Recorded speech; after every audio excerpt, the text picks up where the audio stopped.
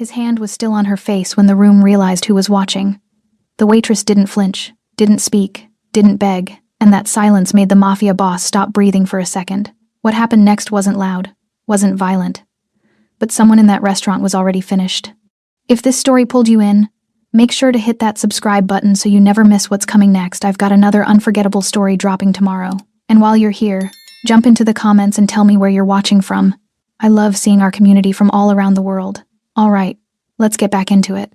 The chandelier-lit silence of La Couronne, where Manhattan's elite whispered their darkest transactions over truffle-dusted plates, and 20-year Bordeaux exploded with the crack of palm against flesh. Stella Hatch's head snapped sideways. The red mark bloomed instantly across her cheek, angry and unmistakable under the warm glow of crystal lights. Her dark hair, pulled back in the regulation style all servers wore, shifted with the force. She didn't stumble, didn't cry out. Her hand remained at her side, fingers loose, not even reaching for her face. The dining room froze mid-breath. Table 12, two hedge fund executives negotiating a merger over Dover Sole stopped with forks suspended. Table 9, a silver-haired woman in diamonds, who'd seen 3 husbands into early graves, set down her wine glass with the careful precision of someone who suddenly understood she was witnessing something dangerous. The sommelier, André, stood motionless near the bar with a bottle of Chateau Margaux tilted at 45 degrees, his mouth half open in a question he'd never finish asking. Fred Hinkle, floor manager of La Couronne, withdrew his hand slowly. He smoothed his navy suit jacket with theatrical precision, as if he'd just completed a necessary correction rather than committed assault. His slicked-back hair caught the light as he stepped back, creating distance that felt calculated rather than cautious. "When I tell you to replace a water glass," Fred said, his voice carrying across the silent dining room with practiced authority, "I expect it done immediately, not when you feel like it. Not after you've finished chatting with the kitchen staff." Immediately. Stella said nothing. She straightened her white server's uniform, the kind with the stiff collar and short sleeves that made everyone look vaguely medical, and adjusted the small name tag pinned above her heart. Her hands didn't shake. Her breathing remained steady. She looked at Fred with eyes that registered him the way you'd register a stain on the carpet. Unfortunate, but not worth extended contemplation. The fabrication was obvious to anyone paying attention. Stella had replaced that water glass 6 minutes ago. Fred had been watching her all evening, waiting for an excuse, and when none materialized, he'd invented one. But in La Couronne, truth mattered less than hierarchy. Fred took another step back, scanning the room with the confidence of a man who believed proximity to power granted immunity. His gaze swept past the frozen guests, past the terrified servers clustered near the kitchen doors, past the bartender who'd stopped mid-pour. His gaze slid past table 7, and that's where Fred Hinkle made his fatal error. Sebastian Perez sat alone at the corner table, the one positioned to observe the entire dining room without being obviously observed in return. He wore a black suit with no tie, the collar of his shirt open just enough to reveal the edge of a tattoo that crept up from his collarbone, the kind of ink that meant things, that told stories most people weren't cleared to hear. His dark hair was groomed back severely, emphasizing the sharp angles of his face. His expression hadn't changed since the slap. He hadn't flinched, hadn't reacted, hadn't moved at all except to set down his glass of scotch with a control that bordered on ceremonial. Sebastian Perez didn't look angry. He looked interested. His eyes weren't on Fred. They were on Stella. Specifically, on the way she stood, weight balanced, shoulders level, breathing measured. On the way her silence wasn't submission, but calculation. On the red mark spreading across her cheek and the complete absence of tears. Most people, when struck, either collapse or explode. Stella Hatch did neither. She waited. Not the waiting of someone hoping for rescue. The waiting of someone deciding whether a response was worth the energy expenditure.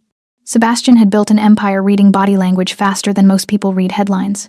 He knew fear, real fear, and this wasn't it.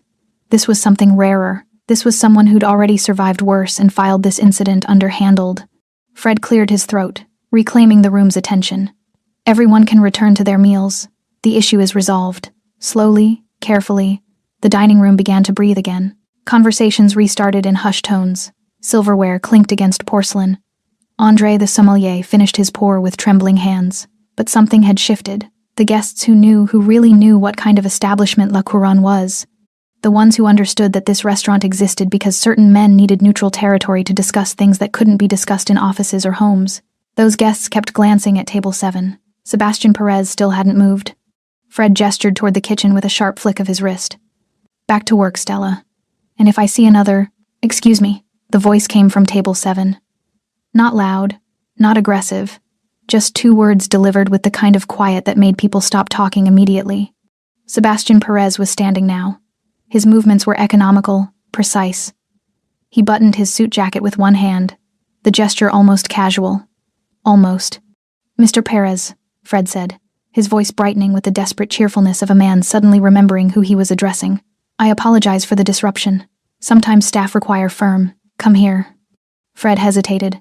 It was the first crack in his armor, visible only for a second before he plastered the smile back on and crossed the dining room. He moved with the false confidence of someone who'd convinced himself that being in the same room as powerful men made him powerful by association.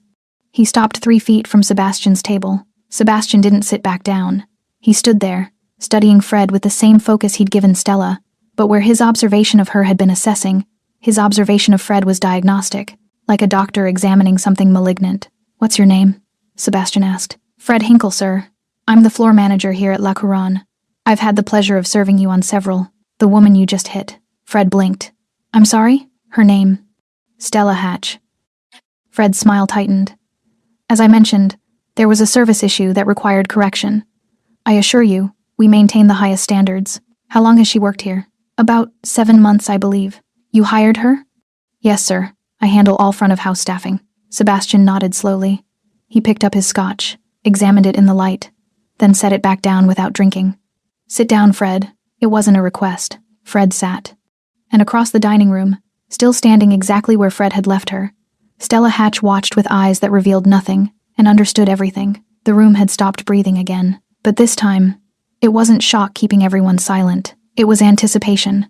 Stella's apartment was a 4th-floor walk-up in Washington Heights, the kind of building where the landlord's promises expired the moment you signed the lease. The radiator clanged like it was being beaten with a pipe.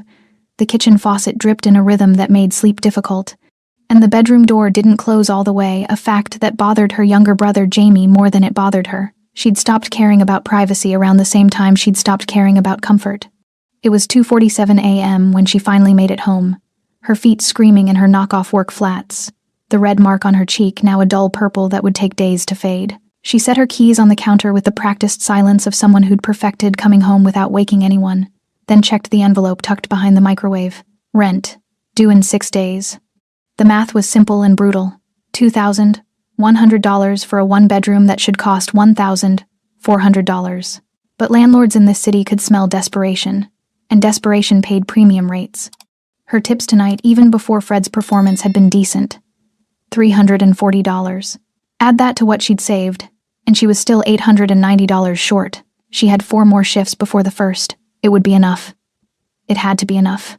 Stella opened the refrigerator half empty except for Jamie's insulin, carefully organized on the top shelf, and some leftover rice she'd made 3 days ago.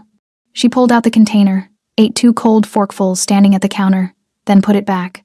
Appetite was a luxury, and luxuries required justification. The bedroom door was cracked open. She could see Jamie's form under the blankets, the rise and fall of his breathing steady. 17 years old and already carrying more medical debt than most adults would see in a lifetime. Type 1 diabetes didn't care about fairness or timing, or the fact that their mother had died when he was 12, and their father had checked out emotionally years before that and physically 2 years ago. It just cared about insulin, about test strips, about endocrinologist appointments that cost $300 even with the insurance she barely qualified for. Stella had become his guardian at 23. She dropped out of NYU with 1 semester left in her economics degree, taken the first job that paid cash daily, and learned very quickly that survival was a full-time occupation that left no room for dreams. La Couronne had seemed like a miracle 7 months ago. Fred Hinkle had interviewed her in the restaurant's back office, a cramped room that smelled like printer toner and desperation. He'd been charming then. Asked about her experience, she'd lied and said she had more than she did. Asked about her availability, she'd said completely open, which was true. Asked if she could handle the pressure of serving Manhattan's most demanding clientele. "I can handle anything," she'd told him. He'd smiled. "I believe you." The pay was nearly double what she'd been making at the diner in Queens. The tips were triple. She'd nearly cried when he'd offered her the position. "There's just one thing," Fred had said, standing up and moving around the desk to where she sat. He'd perched on the edge, too close, his cologne overwhelming. "La Couronne is a family. We take care of each other, support each other. I hope you'll let me support you, Stella." His hand had landed on her shoulder. Not aggressive, Not yet, just present. She'd understood immediately, had recognized the architecture of the trap even as it was being built around her. But Jamie needed his insulin. The landlord needed his rent, and her pride, while still intact, had learned to negotiate with necessity. I appreciate that, she'd said, standing up and forcing him to pull his hand back. When do I start? The first month had been probationary. Fred had been patient. Friendly suggestions that they grab drinks after her shift. Compliments about how the uniform fit her.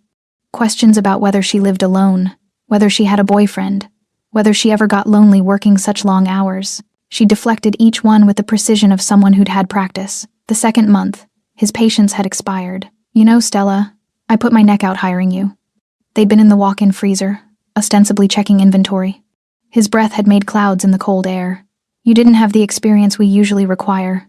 I took a chance because I saw something special in you. I appreciate the opportunity, she'd said, not looking at him, counting wine bottles that didn't need counting. I'd hate for this not to work out. For you to have to go back to wherever you were before. The threat was spoken in kindness. That's what made it effective. She'd turned to face him then, her expression carefully neutral. What exactly are you asking me for, Fred? He'd blinked, surprised by the directness. I'm just saying, working relationships benefit from mutual understanding. From give and take. I give 8-hour shifts. You take my labor and pay me. That's the understanding. His face had hardened. That's not how this industry works. Then teach me, she'd said, and walked out of the freezer. The punishment had started the next shift. Table assignments in the worst section, the one near the kitchen doors where you got hit by every server coming through. Constant corrections about uniform standards, about service timing, about the way she spoke to guests, write-ups for infractions that didn't exist, public criticisms that made the other servers avoid her, afraid that association would make them targets too. Stella had absorbed it all without complaint, because complaining required options, and she had none. La Couronne paid $18 an hour plus tips. On a good night, she walked with $400. On a great night, $600. She worked 4 shifts a week, sometimes 5 when someone called out, and every dollar went into the same 3 categories: rent, Jamie's medical supplies, and food. Nothing else existed. Not new clothes, not social life, not the degree she'd abandoned, not the future she'd imagined before responsibility had converted imagination into arithmetic. Fred had escalated over the months. The comments became more explicit, the accidental touches more frequent, the suggestions that she'd find work easier if she were more cooperative. And tonight, when she'd replaced that water glass exactly as instructed and he'd still found fault, she'd known what was coming. The slap had almost been a relief. At least violence was honest. Stella closed the refrigerator and looked at her reflection in the dark window. Purple bruise blooming. Eyes exhausted. 25 years old and already ancient. Tomorrow she'd go back, because that's what survival looked like. Fred Hinkle lived in a doorman building in Murray Hill, the kind of address that impressed people who didn't know Manhattan real estate. 1 bedroom, 650 square feet, $3,800 a month that his salary barely covered. But the lobby had marble floors, and the doorman wore a uniform. And that's what mattered when you brought women home or told colleagues where you lived. Image was everything. Image was control. He poured himself 2 fingers of bourbon Blanton's, because he'd learned that brand names communicated sophistication, and settled into his leather armchair, the one positioned to face the window with its view of other people's lit apartments. His hand still tingled from the slap. Good. Physical discipline left an impression that words never could. Stella Hatch had needed that lesson for months. Fred swirled his bourbon, replaying the moment.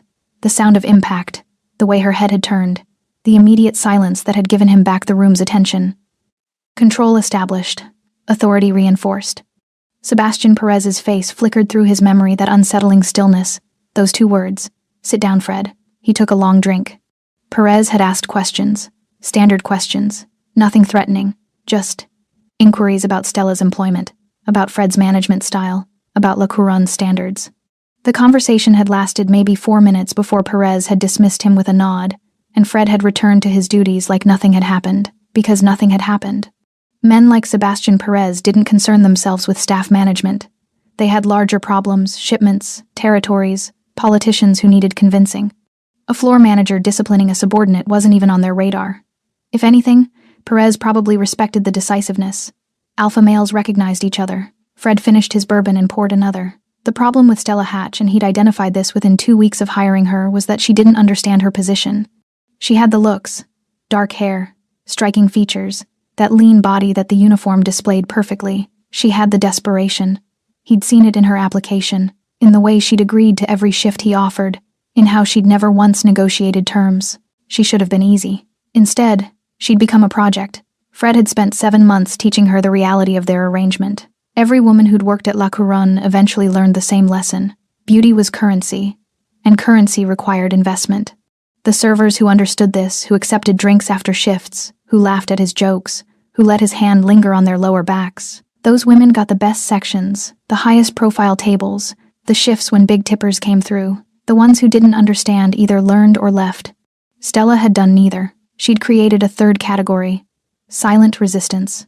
Never overtly defiant that would have given him grounds for immediate termination. Instead, she'd perfected the art of technically perfect service delivered with absolute emotional absence. She followed every instruction, met every standard, gave him nothing to formally criticize while simultaneously denying him everything he actually wanted. It was infuriating. More than that, it was disrespectful. Fred stood and moved to the window, looking out at the city that had promised him so much and delivered so little.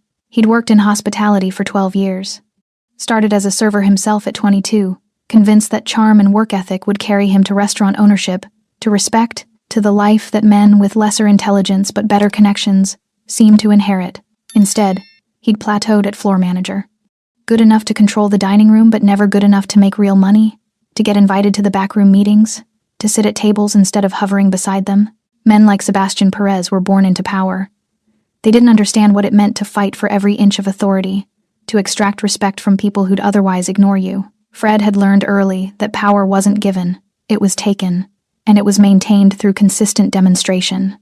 Stella wasn't the first server he'd corrected publicly. 2 years ago, there'd been Rachel too chatty with the kitchen staff, too casual with the guests. He'd dressed her down in front of everyone, and within a week she'd quit. Good. Standards had to be maintained.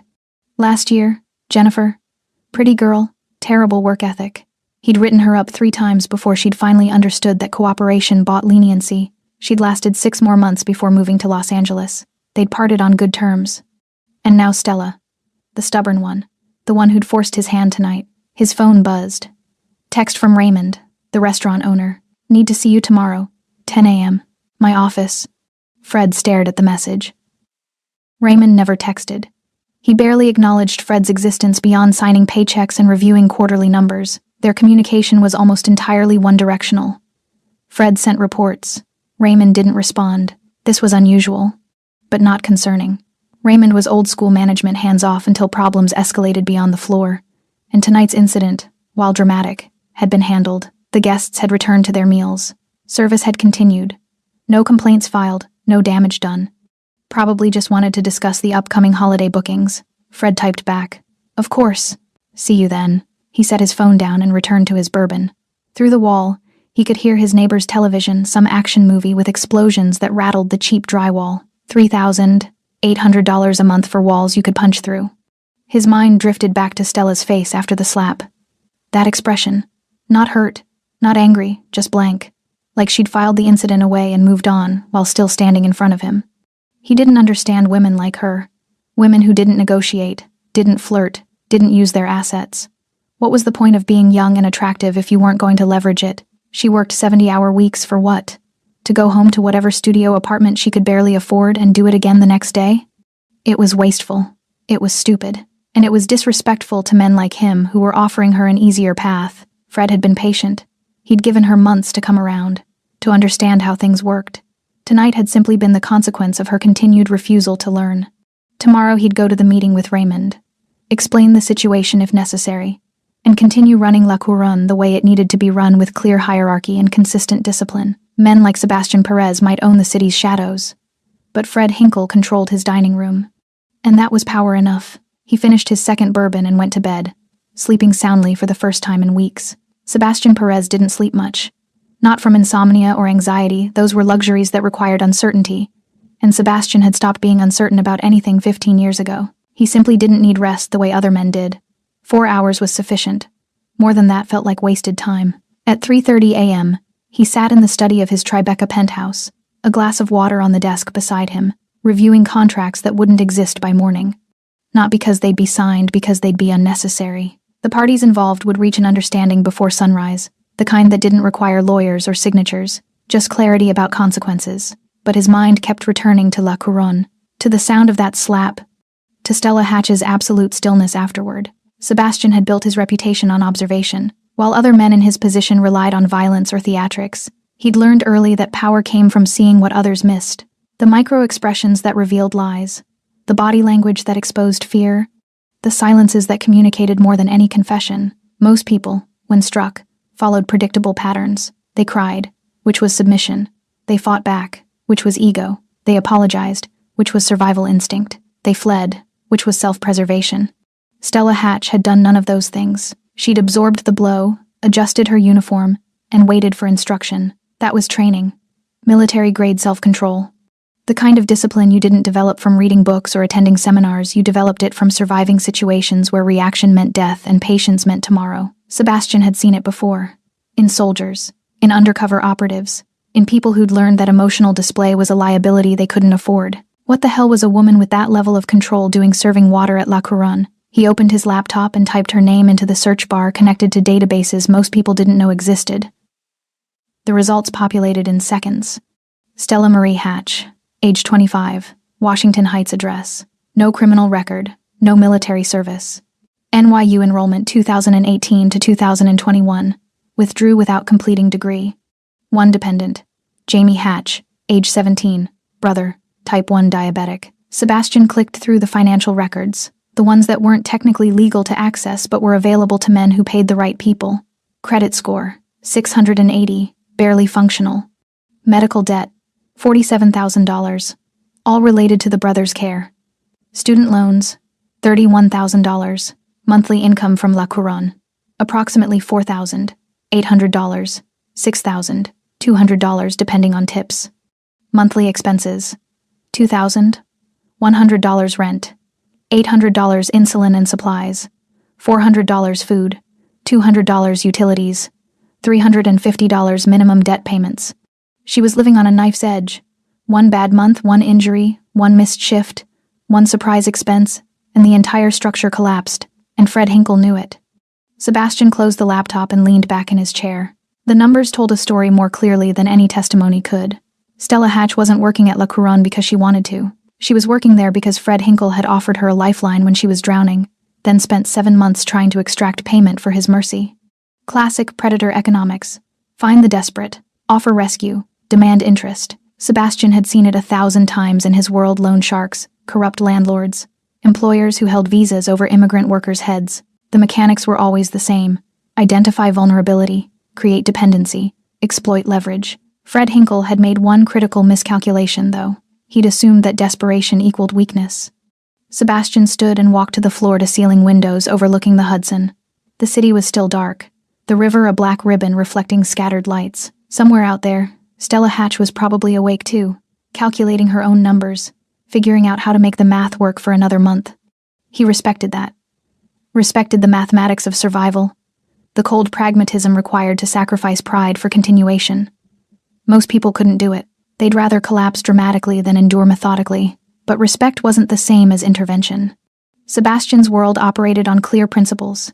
He didn't involve himself in civilian matters, didn't play hero, didn't rescue people from their own choices.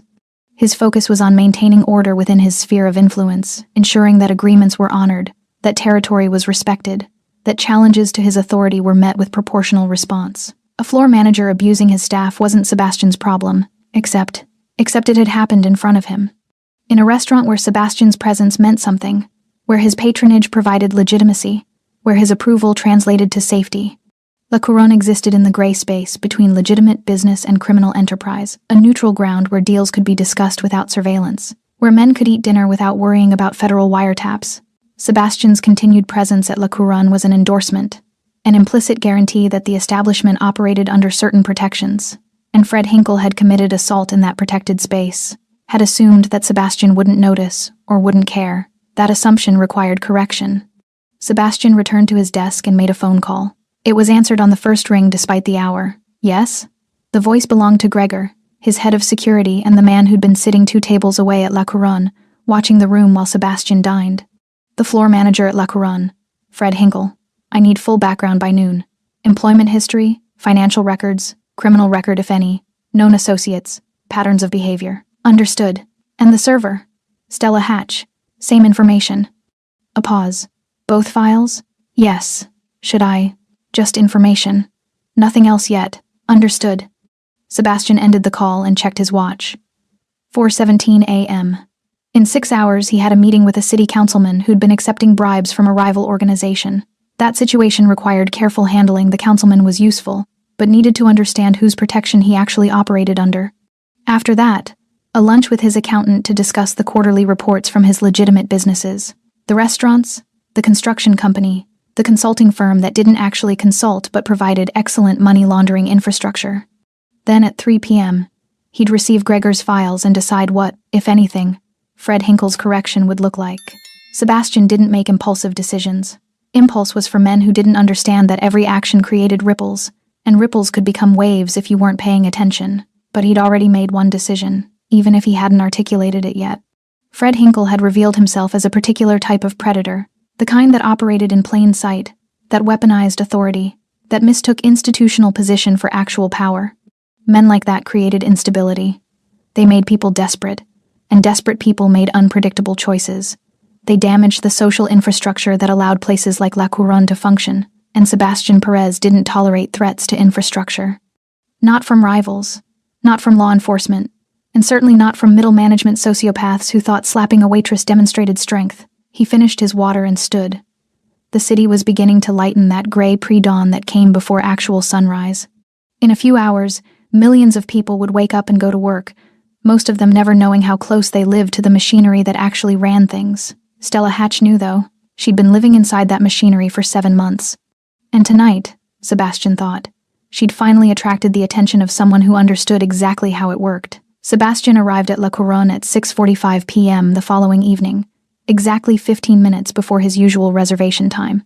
The early arrival was deliberate. He wanted to observe the pre-dinner choreography, how the staff moved, how Fred Hinkle operated when he thought no one important was watching. Gregor had delivered the files at noon, and Sebastian had spent 2 hours reading them in his office while his lunch grew cold. Fred Hinkle's background was exactly what Sebastian had expected. A pattern of complaints from former employees at 3 previous restaurants, all withdrawn or settled quietly. 2 harassment claims that disappeared after the women stopped showing up for mediation. Financial records showing a man living slightly beyond his means, constantly leveraging credit to maintain an image he couldn't actually afford. A predator operating in the open because he'd learned that institutions protected men in his position more reliably than they protected the people he targeted. Stella Hatch's file was different. Straight-A student through high school, full scholarship to NYU. Economics major with a 3.8 gigapascals until her mother's death, then a gradual decline as she took on more work hours. Complete withdrawal spring semester 2021, 3 months after her father abandoned the family. Custody petition for her brother filed 2 weeks later. Every job since then had been survival-focused, highest pay, most hours, fastest tips. No criminal record, no drama. Just a 25-year-old woman moving through the world like someone crossing a frozen lake, every step carefully tested before committing weight. Sebastian watched through the restaurant's front windows as servers prepared for evening service. White uniforms moving efficiently through the dining room, adjusting place settings, folding napkins, checking candles. Fred Hinkle stood near the host stand, clipboard in hand, correcting a young server whose face had gone pale under his attention. Stella wasn't visible yet. Sebastian entered through the main doors. The hostess, a blonde woman in her 30s named Patricia, smiled with recognition. "Mr. Perez, good evening. Your table is ready. I need a few minutes first. Is Raymond here?" Patricia's smile flickered. "Mr. Castellanos is in his office. Shall I just tell him I'm here?" Sebastian didn't wait for a response.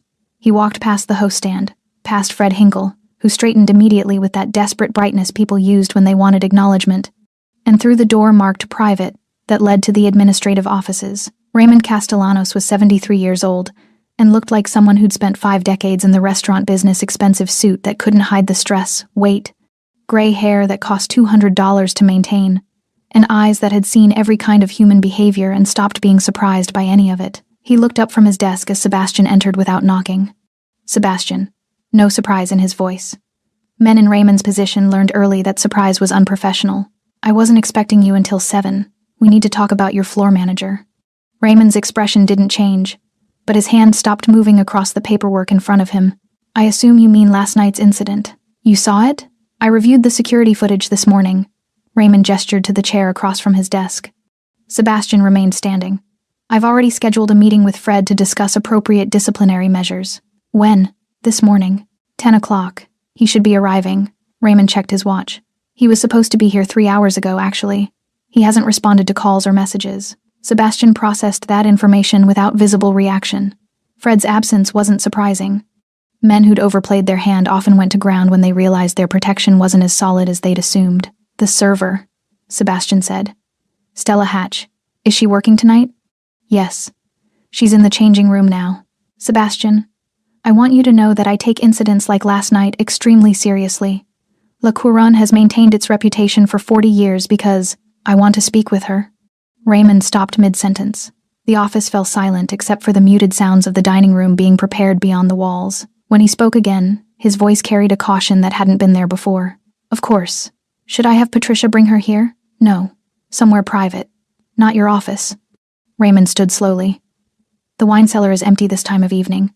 I can have her meet you there. Sebastian nodded once and left without another word. The wine cellar at La Couronne was climate-controlled perfection.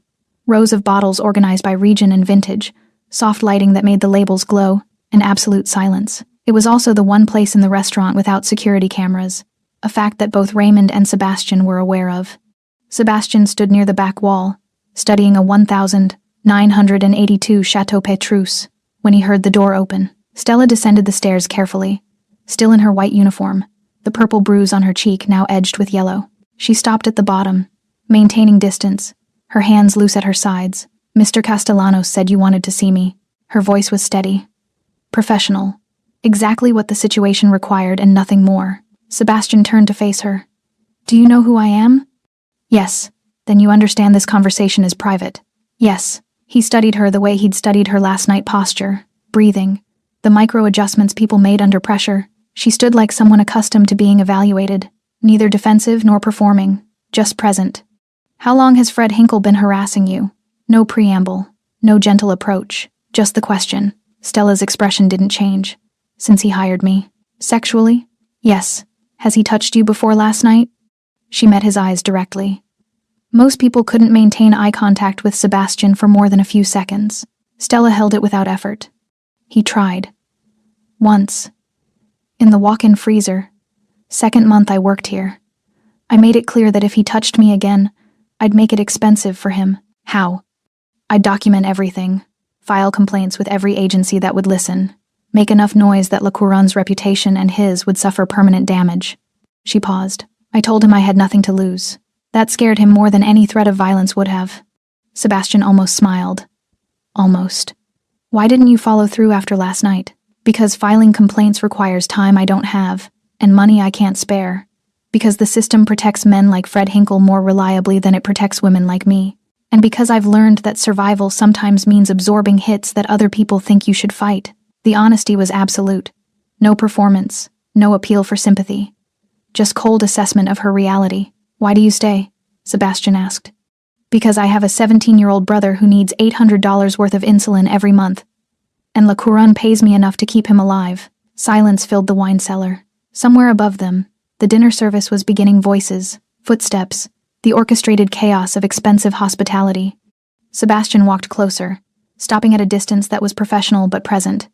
Has he touched you before last night? No, he learned. Those 2 words carried more violence than any threat could have. Sebastian nodded once, his decision crystallizing. You won't see Fred Hinkle again. Stella's expression flickered not with relief, but with calculation. What does that mean? It means exactly what I said. And what do you want in return? Smart question. The kind that someone who'd spent 7 months being leveraged would ask automatically. Nothing, Sebastian said. This isn't a transaction. Everything's a transaction. Not this. He turned and walked toward the stairs, then stopped. When you go back upstairs, work your shift normally. If anyone asks about this conversation, tell them I was inquiring about the wine selection, and if Fred comes back, he won't. Sebastian climbed the stairs without waiting for a response, leaving Stella alone in the wine cellar with the truth neither of them had spoken aloud. Fred Hinkle's life, as he knew it, had ended the moment he'd raised his hand in Sebastian Perez's presence. The only question remaining was how much of Fred would be left when Sebastian finished with him. Fred Hinkle arrived at La Couronne at 6:55 p.m., 5 minutes before service officially began. His confidence rebuilt after a day spent convincing himself that Raymond's morning summons had been nothing more than routine management theater. He'd ignored the calls and messages deliberately. Making Raymond wait was a small power play, but power plays mattered. They established that Fred Hinkle wasn't some frightened employee who jumped at every administrative request. He was a professional who operated on his own schedule. The dining room was already filling early reservations, the guests who preferred to eat before the theater crowd arrived. Fred scanned the room with practiced efficiency, noting table assignments, identifying high-profile guests who'd require extra attention. Table 7 was occupied. Sebastian Perez sat in his usual position, wearing another black suit, his scotch untouched in front of him. He was reading something on his phone, apparently uninterested in the room around him. Fred felt a small surge of relief. Whatever concern he'd manufactured about last night's interaction dissolved. If Perez had been bothered, he wouldn't have returned. His presence was endorsement, approval. Fred. He turned. Patricia stood behind the host stand, her expression unreadable. "Mr. Castellanos wants to see you." Immediately, Fred checked his watch with theatrical irritation. "We're about to start service. Can it wait 30 minutes?" he said immediately. Something in her tone made Fred pause, but he forced a smile. "Of course, tell him I'll be right there." He adjusted his tie and headed toward the administrative offices, mentally preparing his explanation for the morning's absence. A family emergency, completely unavoidable. He'd been meaning to call, but the situation had been so consuming. Raymond's office door was open. Fred stepped inside and stopped. Raymond sat behind his desk, but he wasn't alone. 2 men in suits stood against the wall, not restaurant staff, not guests.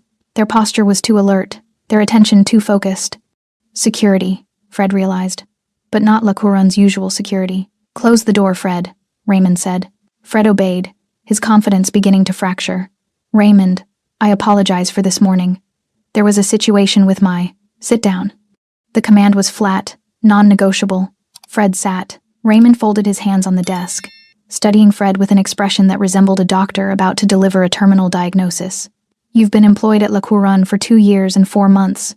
In that time, I've received exactly 7 complaints about your conduct, all from female staff members, all withdrawn before formal proceedings." Fred's throat tightened. "I don't know what you've been told, but I reviewed the security footage from last night, multiple angles. I saw you strike Stella Hatch in the middle of dinner service over a fabricated infraction. She was insubordinate. I maintained discipline standards that... I also had my attorney review your previous employment history. Did you know that settlement agreements are discoverable during due diligence investigations? The 2 harassment claims from your previous positions? I have copies of both, including the one involving a 19-year-old hostess who you cornered in a storage closet." The room tilted. Fred gripped the arms of his chair. "Those were settled. Confidentially." "You can't. I can do whatever I want, Fred. This is my restaurant." Raymond opened a folder and slid a single document across the desk. "Your employment is terminated effective immediately. You'll receive 2 weeks severance as required by your contract, but nothing additional. Your access to the building is revoked. Security will escort you to collect your personal belongings, and then you'll leave." Fred stared at the termination letter, his mind racing. This was wrong. This was an overreaction. One incident, one moment of necessary discipline, and Raymond was destroying his career? "This is because of Sebastian Perez," Fred said, his voice hardening. "He complained. One of your guests, someone who probably has his own." "Mr. Perez didn't complain," Raymond interrupted. "He inquired. He asked questions about your employment history and your management style. I conducted my own investigation based on those questions and didn't like what I found. I want to speak to a lawyer. You're welcome to. The termination is legal and documented. But Fred?" Raymond leaned forward. "If you pursue any action against La Couronne, I will ensure that every restaurant in this city knows exactly why you were fired. I will personally call every owner I know, and I know all of them, and I will tell them about the pattern of harassment, about the settlements, about last night's assault." Fred stood abruptly, his chair scraping backward. "You can't blacklist me. That's illegal. It's not blacklisting.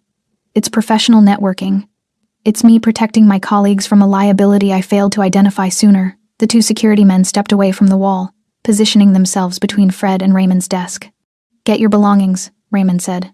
"You have 5 minutes."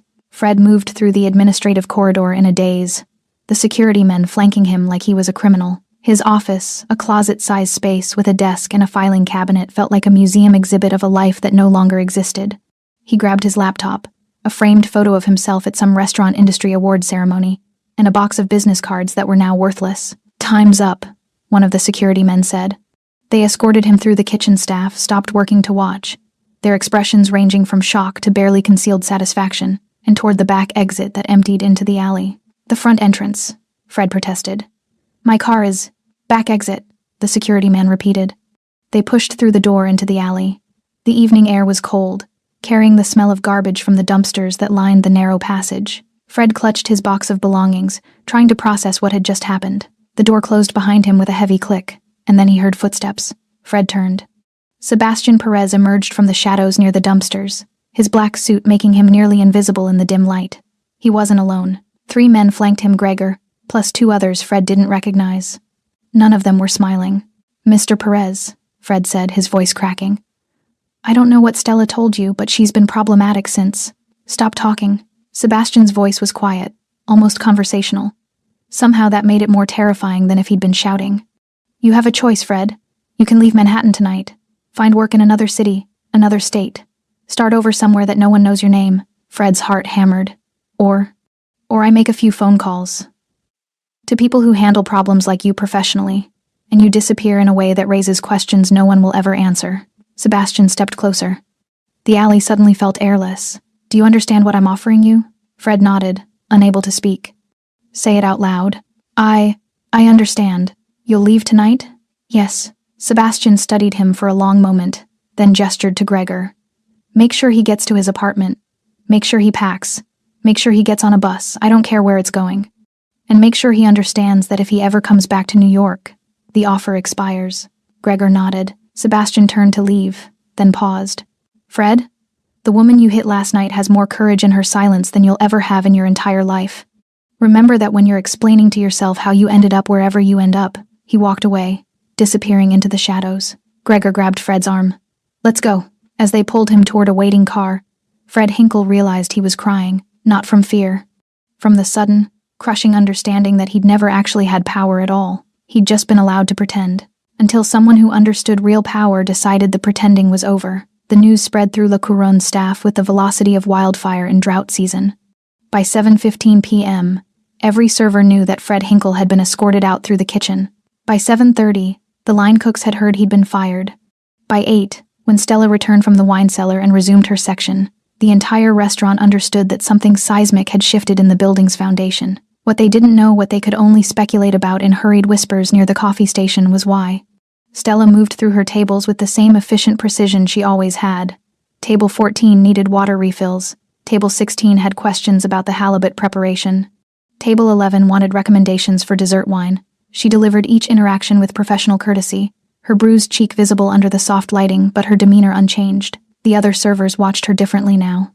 Jessica, who'd worked at La Couronne for 3 years and had learned to avoid Fred's attention through strategic invisibility, approached Stella near the kitchen doors. "Is it true?"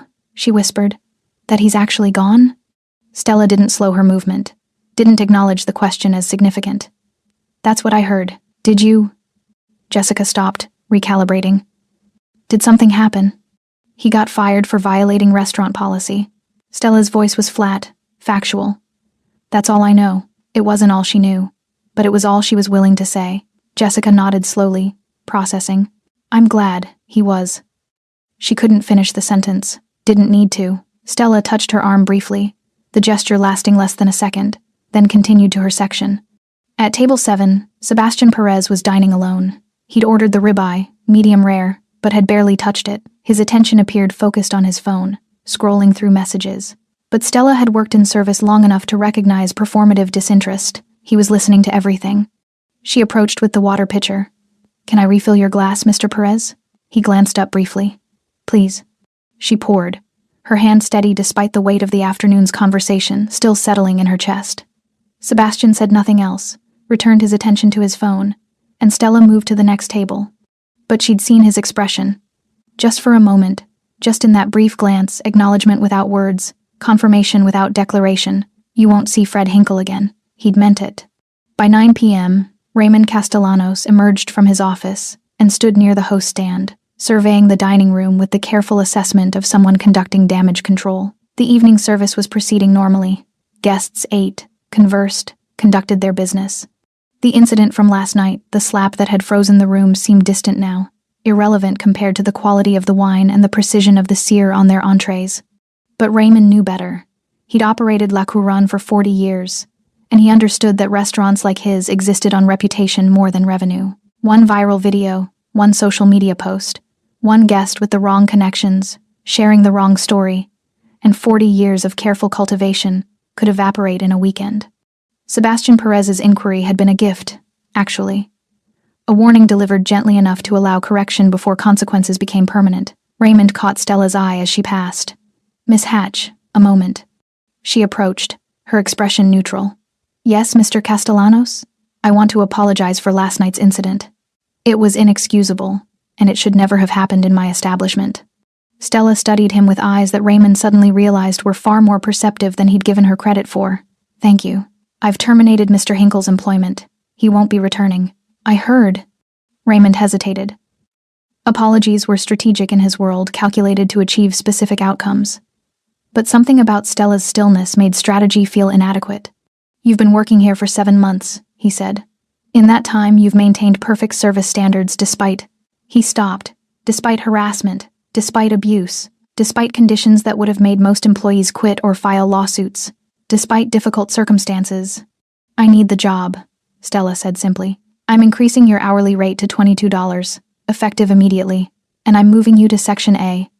Section A was where the highest profile guests sat, the tables that generated $500 tips on a regular Tuesday, the territory that servers fought for through seniority and favoritism. Stella's expression flickered, surprise quickly controlled. "That's not necessary. It's not a favor. It's a correction. You should have been there months ago." But Fred controlled table assignments, and Raymond stopped again. "You've earned it." She nodded once. "Thank you, Mr. Castellanos." He dismissed her with a gesture, watching as she returned to her section. Around the dining room, other staff members had witnessed the conversation. They understood what it meant. Stella Hatch was untouchable now. At 10:30 p.m., Sebastian Perez stood to leave.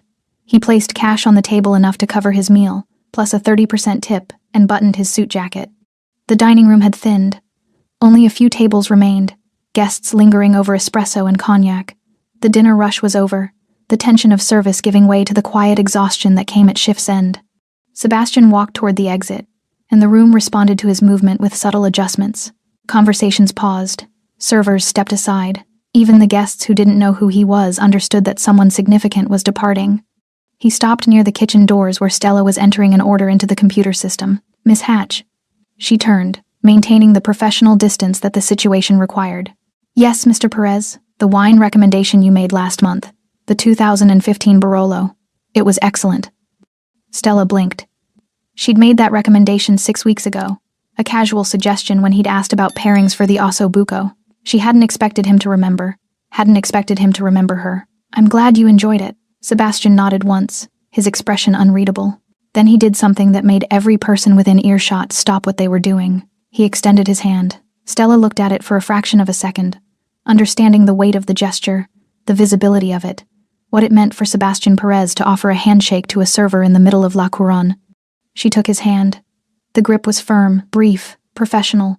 "If anyone here gives you trouble," Sebastian said quietly, his voice low enough that only Stella could hear clearly, "you have my number now. Patricia has it. Use it."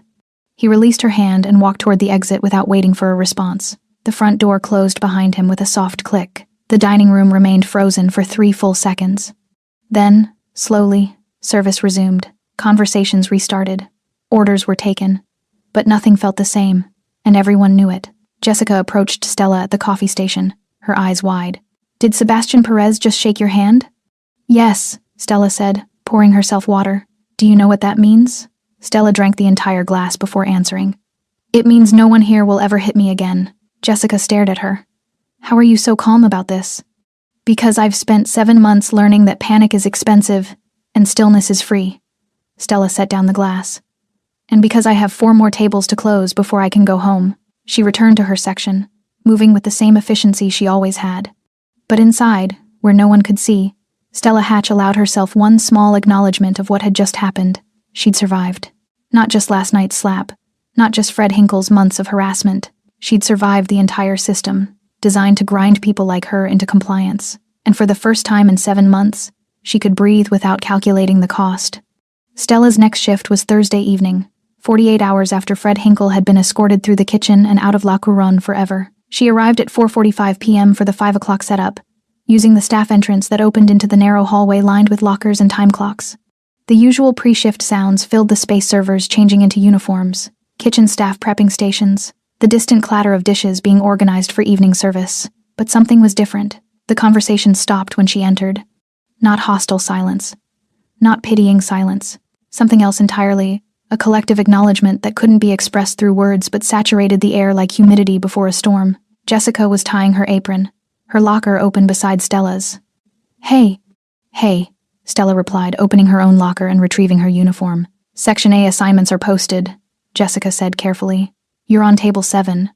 Stella paused mid-motion. Table 7 was Sebastian Perez's table, the power table, the position that every server with 3+ years seniority had been competing for since the restaurant opened. Raymond told me about Section A, Stella said, pulling out her uniform. I didn't realize he meant table 7 and everything around it, Jessica interrupted. Tables 5 through 9. The entire northwest corner. That's prime real estate. Michael, a server who'd worked at La Couronne for 5 years and had been angling for Section A since his 2nd month, appeared in the doorway. He was 43, professionally efficient, and had perfected the art of competitive courtesy. He looked at Stella without hostility. Congratulations on the section assignment. Stella studied him, searching for sarcasm or resentment. Found neither. Thank you. Fred played favorites, Michael continued. Gave sections based on personal preference instead of merit. Raymond's correcting that. You've earned it. He left before Stella could respond. Jessica leaned closer, lowering her voice. Everyone knows what Fred did. Not just to you, to all of us. The constant corrections, the impossible standards, the way he'd humiliate people during rush. She paused. No one's sad he's gone. Stella changed into her uniform without responding. Emotions were expensive, and she'd already spent too much energy processing the last few days. Relief was a luxury.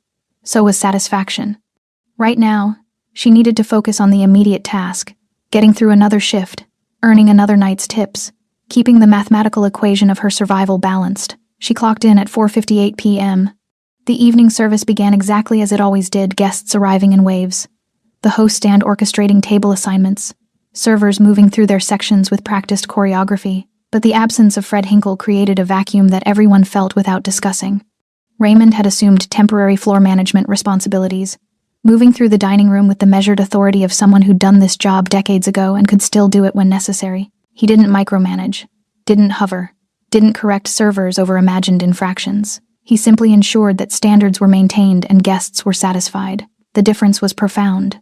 Stella worked table 7 and its surrounding assignments with the same efficiency she'd brought to every shift, but without the constant surveillance she'd grown accustomed to. No one was watching her specifically. No one was inventing mistakes. No one was waiting for her to fail so they could document her inadequacy.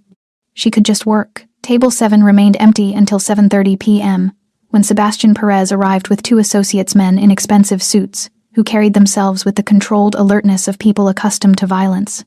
They didn't speak loudly, didn't draw attention, but every staff member noticed their presence immediately. Stella approached with menus and water. Good evening, Mr. Perez. Sebastian glanced up briefly. Good evening, Miss Hatch. No extended conversation, no meaningful looks, just professional acknowledgement. She took their drink orders, scotch for Sebastian, vodka martinis for his associates, and returned to the bar. As she waited for the bartender to prepare the drinks, she caught Patricia watching her from the host stand. The older woman offered a small nod. Not congratulatory, just confirmation of something unspoken. Stella returned the nod and carried the drinks to table 7. By 9 p.m., the dining room had reached that post-rush equilibrium where guests lingered over dessert and final drinks, conversation softening into the satisfied exhaustion that came after good food and successful negotiations. Stella's tips for the evening were already approaching $400, and she still had 3 tables finishing their meals. Section A was everything the other servers had said. It would be high-profile guests, who tipped well, who understood restaurant etiquette, who didn't create problems because problems were beneath them. She was clearing table 8 when Raymond appeared beside her. A moment, he said quietly. They stepped into the narrow alcove near the wine storage, away from guest visibility. Raymond held a manila envelope, his expression businesslike but not unkind. Your pay increase is effective as of last shift, he said, handing her the envelope. This contains the updated employment contract and documentation of your new section assignment.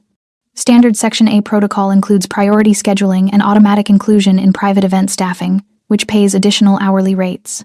Stella opened the envelope, scanning the contract. $22 hourly. Section A designation. Priority scheduling that guaranteed minimum 4 shifts weekly. The math recalculated instantly in her mind. Base pay increase of $640 monthly. Tips in Section A averaging $500 nightly instead of $350. Private events adding potential $200 $300 weekly. Her financial equation had just shifted from barely sustainable to actually manageable. Thank you, she said, meaning it more than Raymond could understand. You've been a model employee despite challenging circumstances, Raymond replied. That's not common. Most people either quit or become problems themselves. You did neither. He paused, and something in his expression softened slightly. Fred Hinkle created a toxic environment that I should have identified and corrected sooner. That failure is mine, not yours. This, he gestured to the envelope, is not compensation for what you endured. It's what you should have had from the beginning. Stella nodded once. I understand. If you ever have concerns about working conditions or treatment from staff or guests, you come directly to me. Not a manager. Me. Is that clear? Yes, Mr. Castellanos. He dismissed her with a slight gesture, and Stella returned to her section. Table 7 was settling their bill. Sebastian had left cash, as always, enough to cover the meal plus 30%. His associates had already departed, and he was buttoning his suit jacket, preparing to leave. He caught her eye across the dining room, didn't smile, didn't gesture, just maintained eye contact for exactly 2 seconds, long enough to communicate acknowledgement, brief enough to avoid creating spectacle. Then he walked toward the exit and disappeared into the Manhattan night. Stella cleared table 7, pocketing the tip and resetting the table for tomorrow's service. Her cheek still ached where the bruise was fading. Her feet hurt from 8 hours of constant movement. Her exhaustion was the kind that would take more than one good night's sleep to resolve. But for the first time in 7 months, she wasn't calculating how many more shifts she could endure before something inside her broke. She was calculating how much money she could save now that the equation had finally shifted in her favor. And that difference between enduring and building felt like breathing after being underwater too long. Fred Hinkle's apartment in Murray Hill sat empty for 3 days before the landlord noticed. The doorman, a retired cop named Luis who'd worked the building for 12 years, mentioned it to the building manager on Monday morning. That guy in 4F? The one who always wanted me to remember his name? Haven't seen him since Thursday. The building manager, more concerned with lease violations than tenant welfare, checked the records. Rent was paid through the end of the month. No complaints filed. No reason to investigate. Fred's absence created a small void in the building's ecosystem that closed almost immediately. The yoga instructor in 4G stopped hearing his television through the walls. The couple in 4E no longer encountered him in the hallway, making observations about the wife's appearance that her husband pretended not to hear. The building improved marginally through subtraction. At La Couronne, Fred's absence was more complicated. The staff had questions that Raymond Castellanos answered with carefully calibrated transparency. Fred had been terminated for violations of restaurant policy and professional conduct standards. The decision was final. No, he would not be returning.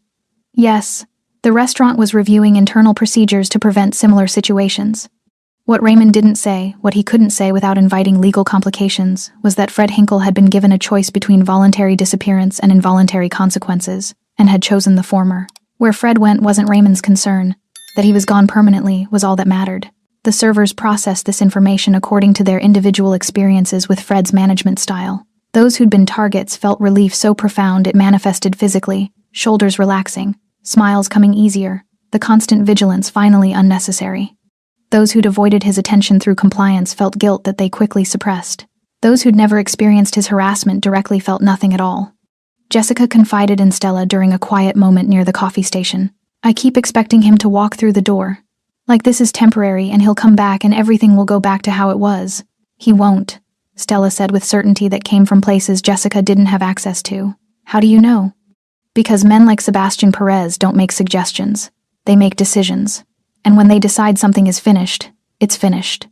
Jessica studied her friend's face, the fading bruise, the steady eyes, the absence of fear that had characterized Stella's demeanor since the incident. Did he threaten Fred? Did something happen that we don't know about? Stella poured herself coffee, considering how much truth was appropriate. I don't know the specifics, but I know that Fred understood his options, and he chose to leave. What were his options? Leave or face consequences he couldn't survive. Stella met Jessica's eyes. That's all I know. That's all I need to know. Rumors circulated through the restaurant industry's informal networks with the speed that only gossip between professional service workers could achieve. Fred Hinkle had been fired from La Couronne. The reasons varied depending on who was telling the story. Sexual harassment, financial misconduct, drug use, theft. None of the rumors were entirely accurate, but all of them shared the same conclusion. Fred was unemployable now. At Brasserie Lillet, where Fred had worked 3 years ago, the former general manager heard the news and nodded with grim satisfaction. Took long enough. He was a problem there too. At Meridian, where Fred had lasted 18 months before abruptly resigning, 2 servers exchanged knowing looks. Remember that hostess who quit after 3 weeks? The one who wouldn't say why? Rachel. Yeah. I wonder if she knows. The hospitality industry was small enough that reputations traveled faster than resumes. By the end of the week, Fred Hinkle's professional prospects in Manhattan had evaporated completely. On Saturday evening, exactly 1 week after the incident, Sebastian Perez received a call from Gregor. The situation is resolved, Gregor said without preamble. He purchased a bus ticket to Philadelphia. Arrived Thursday morning. Last known location was a budget hotel near the Greyhound station. No credit card activity since Friday. No phone calls. No social media activity. He understood the terms? Completely. I explained that returning to New York would void all protections. Sebastian processed this information while reviewing contracts in his Tribeca study. Fred Hinkle's fate didn't require further consideration. The man had been offered mercy in the form of exile, and whether he survived that exile was his own concern. And the other matter? Sebastian asked. Miss Hatch's financial situation has stabilized. The pay increase and section reassignment have improved her monthly income by approximately 40%. Debt payments are current. Brother's medical supplies are secured. Sebastian nodded, though Gregor couldn't see him. That's all. He ended the call. Fred Hinkle existed now only as a cautionary tale, not because of what Sebastian had done to him, but because of what Sebastian hadn't needed to do. Real power didn't require violence. It required clarity about consequences and the will to enforce them. Fred had learned that lesson in the alley behind La Couronne, had carried that lesson to Philadelphia, and would carry it wherever he went next, assuming he went anywhere. Sebastian returned to his contracts. The matter was closed. La Couronne continued. Guests arrived each evening expecting excellence and received it. Deals were negotiated over seared scallops and aged ribeye. Money changed hands through conversations that never mentioned specific numbers.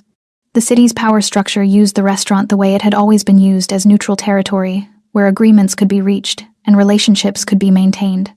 The staff adapted to Fred Hinkle's absence the way ecosystems adapt to the removal of invasive species, quickly, gratefully, and with improved overall function. Raymond promoted Michael to assistant floor manager, a position that came with modest authority and significant responsibility.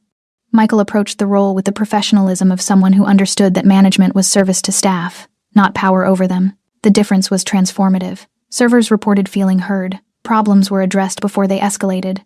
The toxic atmosphere that had characterized Fred's tenure dissolved into something approaching genuine teamwork. Stella worked her Section A assignments with the same efficient precision she'd brought to every shift, but without the constant calculation of threat. Her tips remained excellent. Her schedule stabilized. The math of her survival shifted from desperate to sustainable. Jamie's insulin was never at risk. Rent was never late. The suffocating pressure that had defined the last 7 months finally loosened enough that she could occasionally imagine a future beyond next month's bills. She didn't allow herself to relax completely. Relaxation required trust, and trust required time she hadn't earned yet, but she could breathe without measuring the cost of each breath, and that was progress. Sebastian Perez continued dining at La Couronne every Tuesday and Thursday, his presence as regular as the chandeliers and as predictable as the evening service schedule. He never referenced the incident with Fred Hinkle, never asked Stella about her improved circumstances, never sought acknowledgement or gratitude for his intervention.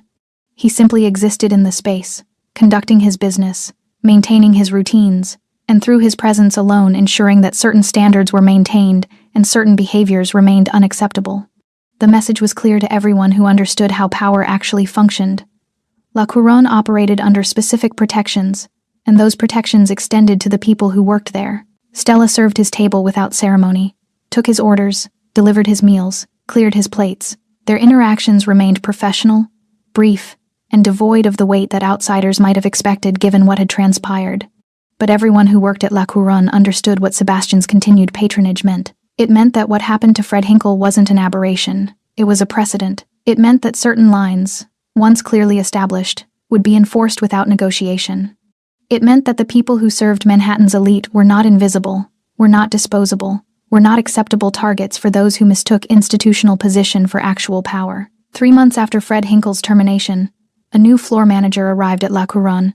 His name was David Toney, and he came with impeccable references from 2 Michelin-starred establishments and a management philosophy that prioritized staff development over authoritarian control. On his second day, Raymond pulled him aside for a private conversation in the office. "There are certain standards at La Couronne that go beyond service excellence," Raymond said, his tone carrying the weight of recent experience. "How you treat staff isn't just an internal matter. It's a reflection of this establishment's values and a signal to the guests about what kind of business we operate." David nodded, his expression attentive. "We had a situation recently," Raymond continued carefully. "A manager who created a hostile environment. It was addressed permanently. I tell you this not as gossip, but as context. The people who work here are not expendable. They are not interchangeable. They are skilled professionals who deserve respect and protection." "I understand completely," David said. "I hope you do. Because one of our regular guests takes that standard very seriously, and his attention, once earned, is never forgotten." Raymond didn't need to specify which guest. David had already been briefed on the VIP list, had already noted which tables required particular care, had already understood that Table 7 represented something beyond a mere seating assignment. He'd understood before accepting the position that La Couronne operated in spaces where conventional rules were supplemented by unconventional enforcement. That understanding was part of why he'd been hired. On a Tuesday evening in late autumn, Stella was clearing Table 7 after Sebastian and his associates had departed. The tip was generous as always, 35%, cash, exact calculation that required no counting. As she collected the bills, she noticed something beneath Sebastian's Scotch glass. A business card. Simple, minimalist design, no company name, just a phone number embossed in black ink. Stella picked it up, turning it over. The back was blank. She understood immediately. This wasn't an invitation for conversation, it was insurance. A direct line that bypassed intermediaries and gatekeepers, to be used only if the protections she'd been granted ever failed. She slipped the card into her apron pocket and finished clearing the table. That night, after her shift ended and she'd changed out of her uniform, Stella stood outside La Couronne for a moment before heading to the subway. The city moved around her with its usual relentless energy, taxis honking, people rushing, the ambient noise of millions of lives intersecting briefly before diverging again. She'd lived here her entire life but had rarely felt part of it, had always existed in the margins, working to survive rather than living to thrive. But tonight, standing on the sidewalk with a business card in her pocket and $480 in tips secured in her bag, Stella Hatch allowed herself a moment of acknowledgement. She'd survived Fred Hinkle. She'd survived the system designed to grind people like her into compliance. She'd absorbed violence without breaking, had maintained dignity without surrendering, had endured without becoming bitter, and she'd caught the attention of someone who understood that survival of that caliber deserved recognition. Not rescue, recognition. The difference mattered. Stella walked to the subway, descended into the underground, and headed home to her brother, her tiny apartment, and her carefully balanced equation of survival that had finally shifted toward sustainability. Behind her, La Couronne's lights glowed warm against the Manhattan night. Inside, the evening service continued. Guests dined, deals were negotiated, power circulated through quiet conversations and understood hierarchies. And at Table 7, empty now but permanently marked by what had transpired there, a new rule had been established through enforcement rather than declaration. If Sebastian Perez noticed you once, he would never forget you. And everyone who worked at La Couronne, everyone who dined there, everyone who existed in the ecosystem that the restaurant represented, understood exactly what that meant. Protection for those who deserved it, consequences for those who didn't, and absolute clarity about which category you occupied. The city continued its relentless motion, indifferent to individual stories but shaped by them nonetheless, and Stella Hatch walked through it no longer invisible. Thanks for staying with this story right till the final moment. You're the reason these stories come alive. If you're ready for another powerful journey, just tap the next video on your screen. And before you go, leave a quick comment and rate this story from 1 to 10. I'm excited to see your thoughts and connect with you down there.